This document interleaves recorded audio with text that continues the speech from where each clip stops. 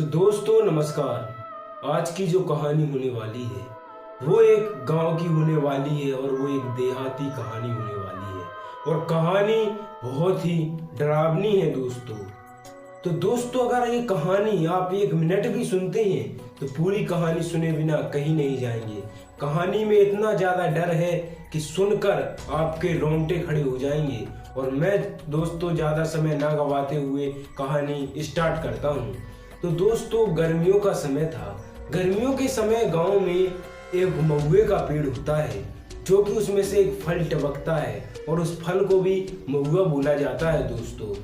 और उस फल को लोग बीनने के लिए जाते थे और उसकी देखभाल करने के लिए दोस्तों रात को जाना पड़ता था, क्योंकि वो फल थोड़ा महंगा बिकता था दोस्तों, जिससे गांव के जो गरीब लोग होते हैं तो उनका उससे खर्चा चल जाता था। पूरे साल भर का खर्चा चला लेते थे उससे।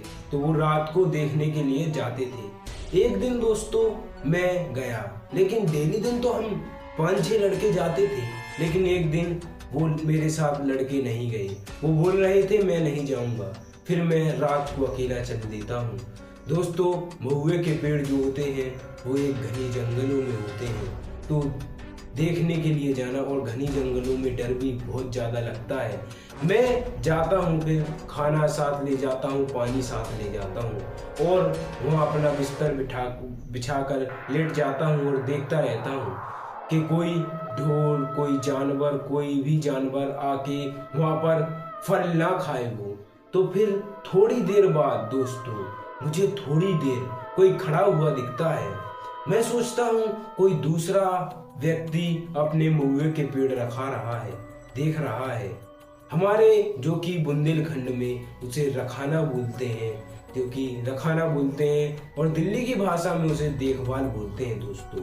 फिर मैंने देखा, मैंने आवाज भी लगाई, कौन है मेरे पास आ जाओ बैठने के लिए, लेकिन कोई उत्तर नहीं मिल रहा था। फिर मैं जैसे ही उसके पास जाता हूँ, वो जो खड़ा हुआ था व्यक्ति, वो दोस्तों कोई इंसान नहीं था, वो एक बुरी आत्मा, जो कि बहुत ही बुरी आत्मा थी। मैं चलते जाता हूँ और फिर वो आत्मा भी दोस्तों चलती जाती है।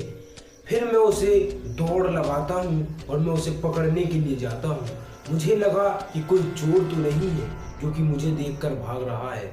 फिर क्या दोस्तों, थोड़ी देर बाद वो गायब हो गई, वो बुरी आत्मा गायब हो गई। फिर मेरे नीचे से लेके ऊपर तक रोंगटे खड़े हो गए। मैं बहुत ज्यादा डर गया। मैंने जैसे ही पीछे मुड़ के देखा तो वो बुरी आत्मा मेरे पीछे ही खड़ी हुई थी, जो कि उसके लंबे लंबे दांत और शरीर में से खून बह रहा है। उसको देखकर मैं बहुत ज्यादा डर जाता हूँ और मैं दोस्तों वहीं पर कोमा में चला जाता हूँ। फिर अगले सुबह जब मेरे घर के लोग आते हैं देखने के लिए कि अभी तक क्यों नहीं आया, तो मैं वहीं पर पड़ा हुआ था दोस्तों। फिर मुझे वो अस्पताल ले जाते हैं और मुझे ठीक करवाते हैं। फिर मैं कोमा में से बाहर आ जाता हूँ।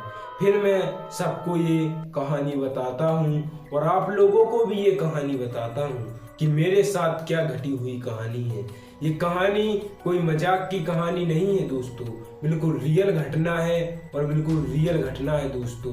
और आज तक जितनी भी मेरी कहानी हुई है कोई फेक कहानी नहीं हुई है। जितनी कहानी है सब रियल कहानी है। इसलिए मैं बोलता हूँ दोस्तों, रात के 12 बजे के बाद बाहर नहीं निकले। और जब तक के लिए दोस्तों नमस्कार।